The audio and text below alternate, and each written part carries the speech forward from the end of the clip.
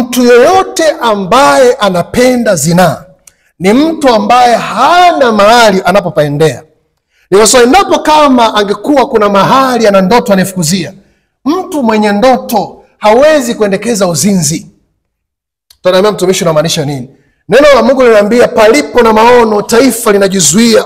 Maana mtu yoyote mwenye maono ni lazima na namna ya kucontrol maisha yake. Ni kweli moto, mwili unawaka moto, unatamani sex kwa namna fulani, unatamani kutembea na binti fulani, navutiwa na binti au wanawake wa aina fulani, lakini nina ndoto ya kutimiza kusudi fulani naifukuzia. Kwa sharti lazima niwe na uwezo wa kujizuia ili niweze kufika kule. Wako wapi wakina Yusufu wa kizazi chetu ambao wanaona mwanamke yuko mbele yake hapa na nina fursa, endapo nikitembea naye nina uwezo hata wa kumuibia bosi wangu, lakini akitambua maono ambayo Mungu amewekeza maishani mwake na kule ambapo Mungu amemwekea utukufu ule ambao unamjiria, akasema je, nitende jambo hili nimkose Mungu sio nimkosee?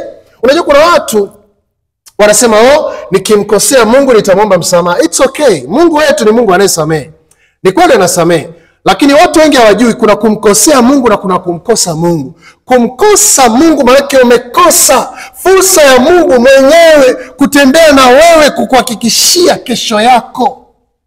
Na ukimkosa Mungu ambaye ndiye mwezeshaji wa mafanikio yako yote hapa ulimwenguni. Yesu aliulizwa kwamba tukikufuata wewe, tukikupata wewe, tukiwa na wewe, tutapata nini? Akasema mara 100 duniani na kisha uzima milele. Kwa mtu ambaye amemkosa Mungu, anakosa fursa ya uzima wa milele, lakini pia anakosa fursa ya kufanikiwa hapa duniani. Itaeleza kwa namna gani?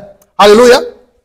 So, Yusufu alivyojua kwamba na maono, alijizuia asiweze kumkosa Mungu. Nikasema alijua nikifanya hiki kitu kinakwenda kuharibu connection yangu kati ya mimi na Mungu. Na hapo ndipo tunapotofautiana na Mungu. Mungu anaenda hivi, wewe unaenda hivi. So automatic kwa sababu tu ya dhambi ya siku moja ya uzinzi. So wako wapi vijana kama Yusufu ambao wako tayari kulipa gharama ya kujizuia kufuata maono yao ili kusudi wasiharibu, wasikosane na Mungu? Lakini vijana wa leo, binti akijipitisha wanasema ni fursa, wanatembea naye.